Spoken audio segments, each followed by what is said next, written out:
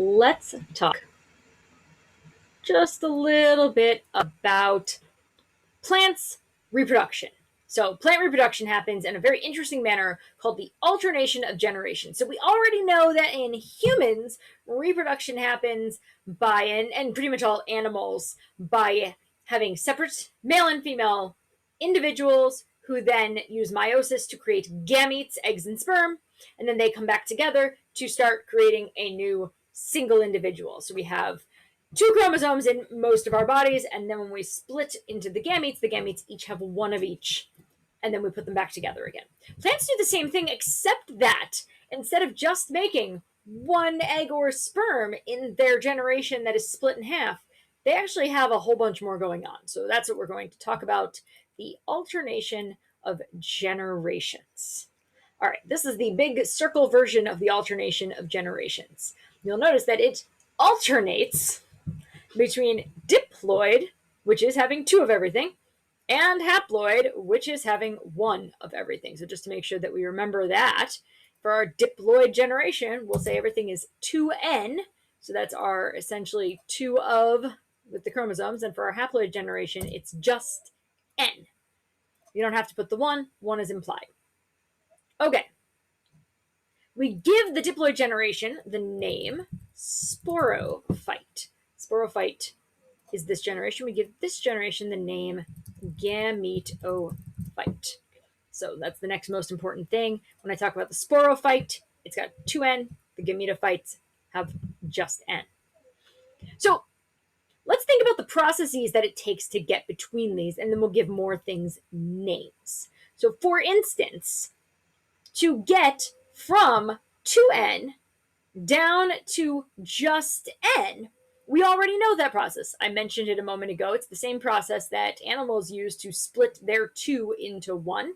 It is the process of meiosis. So to get from diploid to haploid, meiosis has to occur. Something has to split apart.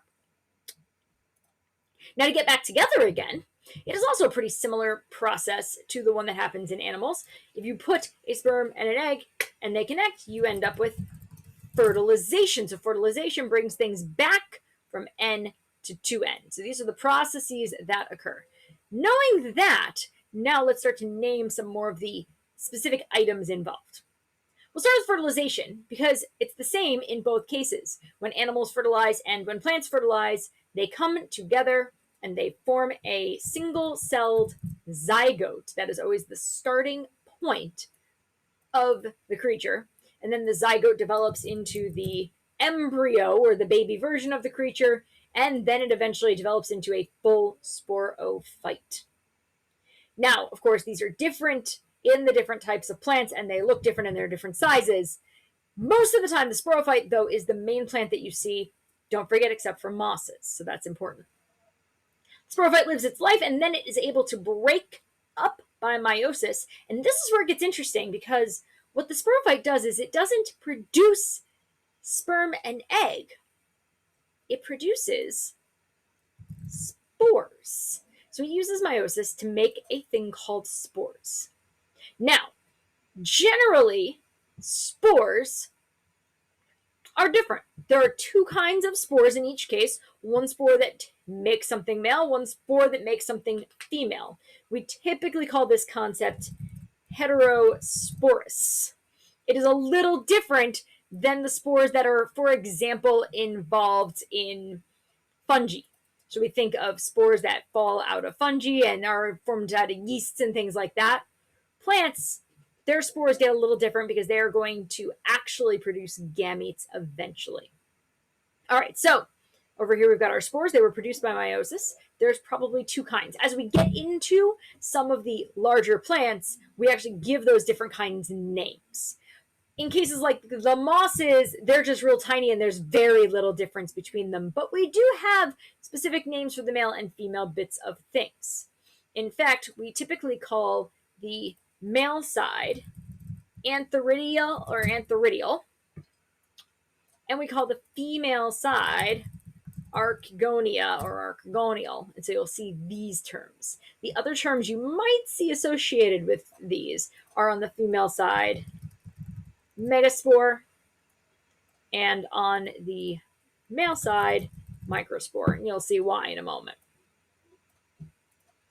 Okay, both of those can actually be full things. Sometimes they're just a few cells. Sometimes they're full plants. So in the case of mosses, these are actually the full plants that you see. In the case of ferns, they become very visible little plants. And they produce the gametes. So we do actually have sperm and egg cells. There's a sperm cell, there's an egg cell, and it is still the same basic concept. And they still need to come together. The difference here is that in animals, our sperm and egg are produced by meiosis. But here we've already broken into the haploid version, so the Antheridia and Archegonia and the microspore and megaspore actually end up producing these cells by pure mitosis, which is a little bit different.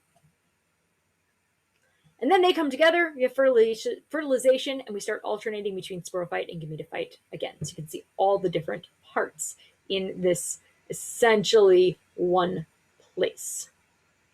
Okay, now I'm going to use these concepts and just show you each of the basic life cycles that you will see for each of the basic forms of plants we've talked about.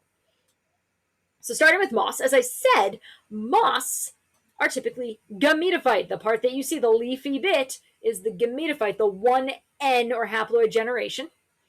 And they're very, very similar. They are non-vascular, as we mentioned, except that their tops are a little bit different. The Antheridia has the sperm, again produced by mitosis. The Archegonia has an egg, also produced by mitosis.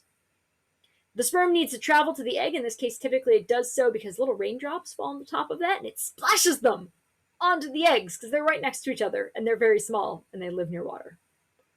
So then the sperm gets inside the egg. It makes this little tiny embryo, which grows right out of the top of the female os, turns into an entire tiny plant. That's the sporophyte. You might see sporophytes if it's the right time of spring sticking out of the moss. The top has the capsule. This is where meiosis happens in the capsule, and it makes the spores. The spores can then get released in dry, windy conditions. They fall down, and they form back into these gametophytes, male and female. So it's pretty simple from a moss perspective.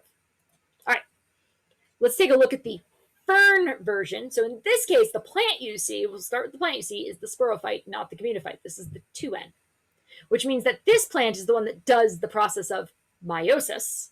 So sporangia are on the underside of the leaves. They hold the spores and they are involved in the process. The meiosis makes the spores, and the spores turn into this lovely gametophyte. This is pretty small. Most of the gametophytes that I have seen are probably, about the size of like your pinky nail or so, but they are visible. They're just very, very tiny.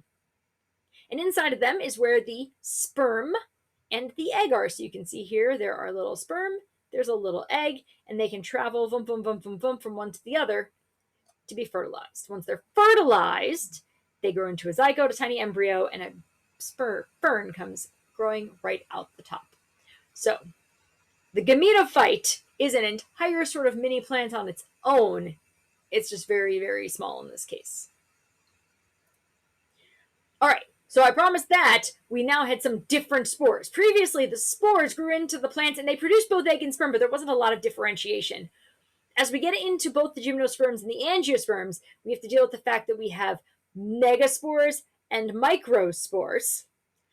The megaspore is produced by the megasporangium. So the megasporangium is 2N. The megaspore that it produces is going to be 1N because it's produced by meiosis. So here's the megaspores. And then the megaspores grow into a tiny gametophyte. It's not very big. It's usually just a few cells or so, but it does grow into something.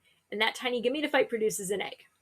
On the other side, the microsporangium, which is a part of the regular sporophyte plant, produces microspores. And the microspores divide into what will be the sperm. Then the sperm and the egg come together to fuse. And when it goes back into being a plant, we end up with both a megasporophyte and a microsporophyte as part of the plant. So plants typically carry both things. Obviously, animals typically only carry one at a time. Plants typically carry both. All right. Gymnosperms, or in this case, we'll use pines as your basic example. Pine trees, as we mentioned, have both. So this is the sporophyte, the big thing that you see. It produces two different cones. These are still part of the sporophyte, but there's a male cone that has pollen and a female cone that has eggs, and they're produced on the same tree, which is kind of neat. The pollen contains the sperm. So this sprouts out the little sperm. This is where the eggs are formed in the little segments here. The pollen goes into the little segment. It fertilizes the egg. This breaks apart. The cone breaks completely apart and forms seeds. And then those seeds grow into a whole tree that contains, again, both types of cones. So the gametophyte does still exist, but it's very small. In the case of the male cones, the gametophyte is actually part of the pollen producing process, and it is in these segments of the cones. In the case of the female cones, you can see here, this is the megaspore. The cone itself kind of is the megasporangium, and it's part of the gametophyte. So the gametophyte lives inside the cone. So they're very tiny. Very, very similar thing with flowers and flowering plants. And most flowers also contain both male and female parts. So again, the plant you see is the sporophyte, the 2N, the big portion. When it does meiosis, it breaks into parts that include a microsporangia, or the anthers, and then those use mitosis to create these little pollen grains. And the megasporangia, which is where the ovules live, and inside these ovules are the tiny little gametophytes that act as the female and make the egg. The pollen travels from flower to flower. It goes down the style into the ovules and forms a zygote. The zygote becomes the seed, which gets covered in the fleshy stuff around it, the ovary, and then hopefully eaten and dropped somewhere to grow into a new flower. So that is how the alternation of generations works in general, and also in the 4 different plant types that we're going to encounter.